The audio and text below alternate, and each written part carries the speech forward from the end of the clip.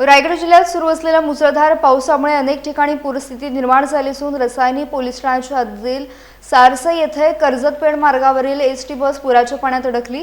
पाताळगंगा नदीच्या वाढलेल्या पाणी पातळीमुळे बस पुढे जाऊ शकली नाही आणि बसमधील 8 प्रवासी अडकून पडले। घटनेची माहिती मिळताच रसायनी पोलिसांनी तातडीने घटनास्थळी धाव घेत बचाव कार्य सुरू केले। नियोजनबद्ध पद्धतीने सर्व 8 प्रवाशांना सुरक्षितपणे बसमधून बाहेर काढण्यात आले। या बचाव कार्यात 72 वर्षीय ज्येष्ठ महिलेची विशेष काळजी घेत एका पोलीस कर्मचाऱ्याने तिला खांद्यावर घेऊन पुराच्या पाण्यातून सुरक्षित स्थळी आणले। पोलिसांच्या तत्पर आणि धाडसी कारवाईमुळे कोणतीही जीवितहानी टळली। या बचाव कार्यानंतर स्थानिक नागरिकांनी पोलिसांच्या सेवाभावी वृत्तीचे आणि तत्परतेचे कौतुक केले। दरम्यान सतत सुरू असलेल्या पावसामुळे नदी नाल्यांची पाणी पातळी वाढत असल्याने नागरिकांनी पूरग्रस्त भागात जाणे टाळावे, पाण्याखाली गेलेल्या रस्त्यांवरून प्रवास करू नये आणि प्रशासनाच्या सूचनांचे काटेकोर पालन करावे असे आवाहन करण्यात आले।